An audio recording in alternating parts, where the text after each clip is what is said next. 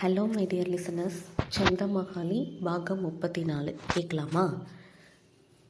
ராஜா மகேஸ்வரி கழுத்தில் தாலியை கட்ட செண்பக பாண்டியன் அந்த காட்சியை காண முடியாமல் கோயில் வாசலில் போய் நின்று கொண்டான். இந்த குங்குமத்தை அவன் நெத்தியில் வச்சுவிடு. காந்தாரி பாட்டி நீட்டிய குங்குமத்தை வாங்கி அவள் நெற்றியில் வைத்தான் ராஜசிம்மேஸ்வரன். அவனது கைகள் நடுங்கியது. என்னதான் மகேஸ்வரி தான் விரும்பிய பெண் என்றாலும் தன் நண்பன் செண்பக பாண்டியனுக்காக அவளை மறக்க நினைத்திருந்தவனுக்கு இந்த திடீர் திருமணம் பெரிய அதிர்வைத்தான் தந்திருந்தது. நாட்டாமையின் மனது ஆனந்தத்தில் குதூகலித்தது. கொட்டும் மழையில் யாருமே இல்லாத ஒரு கோயிலில் ஒரு தாழ்ந்த ஜாதி ஆணுடன் மணியக்காரர் குடும்பத்து செல்ல பெண்ணுக்கு திருமணம். நினைக்க கொண்டாட்டமாக இருந்தது அவருக்கு. அடியே ஆணவம் பிடிச்சவளே, இனி நீ எப்படி நல்லா இருக்குன்னு நான் பார்க்குறேன். மகேஷ், வாத்தா போகலாம். அந்த பையலையும் கூட்டுக்கு வந்து காரில் ஏறு. எப்படி நினைஞ்சிருக்கன்னு பாரு. முதல்ல துணியை மாற்றணும். என்னது, அவங்க வீட்டுக்கு போகணுமா? மாப்பிள்ளை வீட்டுக்கு தானே முதல்ல போகணும், அதுதானே உலக வழக்கம் என்று சௌந்தரம்மாள் தடுக்க நினைத்தாலும் சிந்தாமணியை எதிர்த்து பேச ஏனோ பயமாயிருந்தது. எங்க சித்தியா? இது என்ன அத்தான் கேள்வி? நம்ம வீட்டுக்கு தான். லேசாக புன்னகைத்தாள் மகேஸ்வரி. இப்போ எனக்கு கல்யாணம் ஆயிடுச்சு சித்தி. நியாயப்படி அவங்க வீட்டுக்கு தானே நான் போகணும். நீங்கள் சொல்கிற பையனை கட்டியிருந்தா இப்படித்தான் நம்ம வீட்டுக்கு கூப்பிடுவீங்களா? ஏய், என்ன, நாங்கள் சொல்கிறது எதையுமே கேட்கக்கூடாதுங்கிற முடிவில் இருக்கியா? நாங்கள் எவ்வளவோ தடுத்தும் எங்களுக்கு ஏதாவது ஆகிரும்னு பயந்து இவனையே கட்டிக்கிட்ட சரிதேன். ஆனால் இவன் குடியிருக்கிற வீட்டை பார்த்துருக்கியா நீ? அங்கே எப்படி உன்னால் வாழ முடியும்? வா, நம்ம வீட்டுக்கு போகலாம். புலி போல் சீறினார் ரகோத்தமன். சித்தப்பா, கோவப்படாதீங்க. சாருக்கு 2 தங்கச்சிங்க இருக்காங்க. இப்போ இவர் நம்ம வீட்டில் தங்கிட்டான். அவங்களுக்கு கல்யாணம் பேசும்போது பிரச்சனை ஆகும்ல. அது மட்டும் இல்லாமல் ஊரில் யாருமே இவங்க கூட நல்லா பேசி பழக மாட்டேங்கிறாங்க. இப்போ வீட்டோட மாப்பிள்ளையா வந்து தங்குனாருன்னா சாரை பற்றியும் நம்ம குடும்பத்தை பற்றியும் ரொம்ப ரொம்ப மோசமாக பேசுவாங்க சித்தப்பா. அவள் பேசியது என்னதான் சரியாகவே இருந்தாலும் ரகோத்தமன் அதை ஏற்றுக்கொண்டார் இல்லை. மகேஸ்வரி தனக்காகவும் தன் குடும்பத்துக்காகவும் யோசித்து பேசிய விதம் ராஜாவை வெகுவாக கவர்ந்தது. சிந்தா, வா போலாம். நம்ம பேச்சுக்கும் உணர்ச்சிகளுக்கும் மதிப்பு தராத பிள்ளைகிட்ட பேசுறதுல ஒரு பிரயோஜனமும் இல்லை. சித்தப்பா, சித்தி, ஒரு நிமிஷம் நின்று என்னை ஆசீர்வாதம் பண்ணுங்க. ரகோத்தமன் தன் முகத்தை வேறுபுறம் திருப்பிக் கொள்ள அவர்கள் காலில் விழுந்தவளை தடுத்து தூக்கி நிறுத்திய சிந்தாமணி கட்டி கொண்டாள். உன் நல்ல மனசுக்கு நீ ரொம்ப நல்லா இருப்பத்தான். பத்திரமா போ. நான் டிரைவர்கிட்ட உன் துணிமணிகையெல்லாம் கொடுத்து விடுறேன். பெருகி விளைந்த கண்ணீருடன் மகேஸ்வரியின் நெற்றியில் முத்தமிட்ட சிந்தாமணி கதறி எழுந்தபடி கணவனுடன் நடந்தாள். நாட்டாமை வீடு. சொர்ணம், ரவைக்கு என்ன சாப்பாடு? என்னத்தை வச்சாலும் சரி, இனிப்பாக எதையாவது செய்யி. கருப்பட்டி பணியாரம் செய்கிறியா? எனக்கு நல்லா இனிப்பாக ருசியாக சாப்பிடணும் போல இருக்குது. பேசாமல் அங்கிட்டு போயிடுங்க. அப்படி ருசியாக சாப்பிட்ற அளவுக்கு என்ன சந்தோஷம் இருக்குது இங்கே? என்னாடி இப்படி கேட்டுப்புட்ட? இந்த ஊர்லேயே ஒரே ஒரு பரம்பரை பணக்காரனா அது அந்த ரகுபதி வீடுதான். அவன் காணாமல் போனதுலேருந்து அந்த ரகோப்தமனத்தை எல்லாரும் மதிக்கிறாங்க. அப்படிப்பட்ட வீட்டில் அறுபகத்துக்கு ஒரே ஒரு மகள்னு வளர்ந்த பிள்ளை ஒரு பறையடித்த குடும்பத்துக்கு மருமகளாக போனால் அது அந்த ரகோத்தமனுக்கு எப்பேற்பட்ட அவமானம். இனி அவன் ஊருக்குள்ளே ஜம்பமாக பேசி திரிய முடியுமா சொல்லு? என்ன நீங்கள் கேனத்தனமாக பேசுகிறீங்க? அந்த திமிர் பிடிச்சவ என்ன அவளாவா அவனை கட்டுனா? அதுவாக நடந்து போன விஷயத்துக்கு அந்த ரகோத்தமன் எதுக்கு வெக்கப்படணும்? இல்லடி, என்னதான் காந்தாரி கிளவி அது தெய்வ செயல் அது இதுன்னு சொன்னாலும் அந்த ரகோத்தமன் கேட்டானா?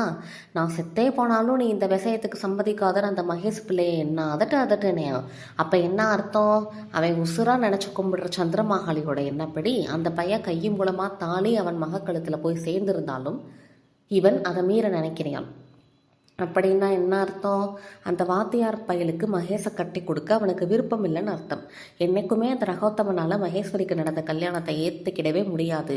இதை வச்சே இனி ஊருக்குள்ளே அவனை ஒரு செல்லாக்காசு ஆக்கிடலாம் தானே? நம்ம மகன் செத்து கிடந்தப்ப இந்த ஊர்க்காரங்க எல்லாரும் நம்மளை இம்பிட்டு கேவலமாக பார்த்தாங்க, பேசினாங்க. எல்லாத்துக்கும் காரணம் அந்த வாயாடி மகேஸ்வரி தானே. அன்னைக்கு அவன் மட்டும் அந்த கடுதாசியை தூக்கிக்கிட்டு வராமல் இருந்திருந்தா நம்ம எதையாவது சொல்லி சமாளித்து நம்ம மகனை நல்லவனை ஆக்கியிருக்கலாம். ஆனால் நடந்தது வேற. நமக்கு இந்த அசிங்கம் தேவையா? யாரையுமே எதிர்கொள்ள முடியாமல் இப்படி ஒளிஞ்சிருக்கோமே, இந்த துன்பத்துக்கு காரணம் யாரு? அவ தானே. இன்னைக்கு அவளுக்கு நடந்த கல்யாணத்தோடு அவளோட முடிவு காலத்தை நான் நிர்ணயம் செஞ்சுட்டேன். எப்படின்னு போக போக சொல்லுறேன். இனி அவள் காலம் பூரா அழுதேதான் கரையணும். அதுக்கு தான் நான் இப்போ சந்தோஷப்படுறேன். புரியுதா உனக்கு? அப்பா, நீங்கள் சொல்லுறது எல்லாம் சரிதான். ஆனால் மகேஸ்வரியை பற்றி உங்களுக்கு சரியாக தெரியாது. நான் ஆசைப்பட்டது கிடைக்கலன்னா அழுது கரையிற ஆள் கிடையாது அவ. கொஞ்ச நாள் அந்த சோகத்தில் கண்ணீர் பிடிச்சு காயப்பட்ட மனசை ஆற்றிக்கிட்டு பிரச்சனையிலேருந்து முழுசாக வந்துடுவா. பிறகு கிடைச்சதை வச்சு சந்தோஷமாக நிறைவாக ஒரு வாழ்க்கை வாழ ஆரம்பிச்சிருவா. அதனால் அவளுக்கு அந்த வாத்தியார் கூட எதிர்பாராமல் நடந்த இந்த கல்யாணம் அவளை நொறுக்கி போட்டுறாதுப்பா. அவளை எனக்கு சின்ன வயசுலேருந்தே தெரியுமில்ல. அதை வச்சுதேன்னு சொல்கிறேன் என்றாள் வடிவாம்பாள். அப்படிங்கிறியா? ஹஹஹா, உனக்கு இந்த செல்வராசை பற்றி இன்னும் முழுசாக தெரியலை வடிவு. போகட்டும் போ, உள்ளே போய் சமையலை தொடங்கு, அம்மா இப்போ வந்துடுவான். தன் தந்தையை ஒரு மார்க்கமாக பார்த்துவிட்டு அவள் உள்ளே சென்ற பின், என்ன சொர்ணம், உனக்கு திருவிழா நல்லபடியாக நடந்துட்ட கடுப்பு இன்னும் போகலை போல சொர்ணத்தின் கையை பிடித்து வெளியே திண்ணைக்கு அழைத்து சென்றார். ஆமாங்க, எனக்கு பிடிக்கல. அந்த மாகாளியை நம்மளால் ஜெயிக்க முடியலையே, அதை நினச்சா எனக்கு மனசு ஆறவே மாட்டேங்குதுங்க. இன்னைக்கு அம்மன் சிலை நிச்சயமாக கீழே விழுந்து உடையும்னு நினச்சேன். ஆனால் நடந்ததும் வேற. எனக்கு மனசு ரணமாக இருக்குது. என்ன சொல்கிற? சிலை விழுந்து உடையோன்னு நினச்சியா? எப்படி? அந்த கெம்பாரெட்டியோட சிசியை செம்பா கிளவி இருக்கால்ல, அவள் தான் மதிமயக்கி இலையை யானை குடிக்கிறதுக்காக பூசாரி கொண்டு வந்து வச்ச தண்ணியில் கலந்தா என்று தொடங்கி அனைத்தையும் விவரித்தாள். ஓ, அம்பட்டு விஷயம் நடந்து போச்சா?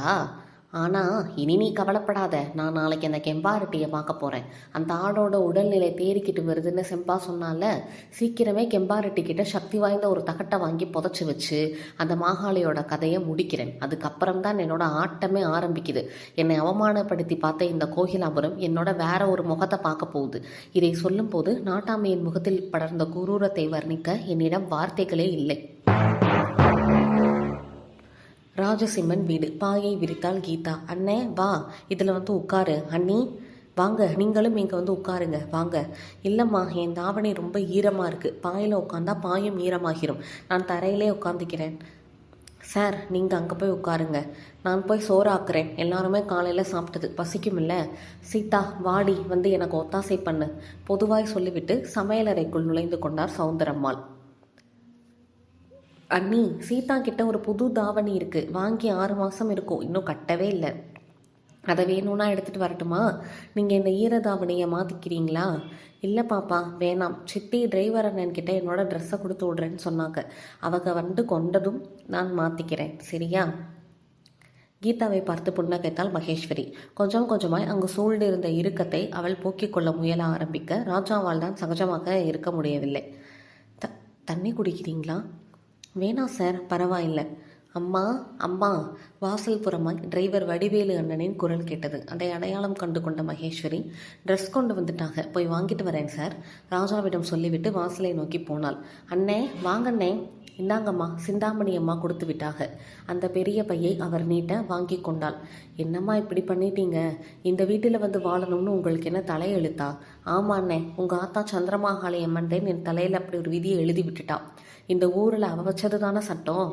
நீங்கள் நினச்சிருந்தா அந்த விபத்தை தெளிவான முடிவெடுத்து சரி செஞ்சுருக்கலாம்மா. ஆனால் நடந்தது நடந்து போச்சு, அதை விடுங்கண்ணே. சித்தப்பாவும் சித்தியும் என்ன செய்கிறாங்க? என்ன செய்வாங்க? பெரியம்மா அழுதமானுக்கே இருக்காக. ஐயா கண்ணீர் மட்டும்தான் விடலை, ஆனால் உள்ளுக்குள்ளே நொறுங்கி போயிருக்காரு. பாவம்மா அவங்க. பாப்பாத்தி அக்காவை 2 நாளைக்கு வீட்டிலையே தங்க சொல்லுங்கண்ணே. சித்திக்கு உடம்பு வர சரியில்லை, அவங்கள நல்லா பார்த்துக்கிற சொல்லுங்க. நீங்கள் அங்கே வரலாமேம்மா, வந்து உங்கள் சித்தியை பார்த்துக்கிறலாமே.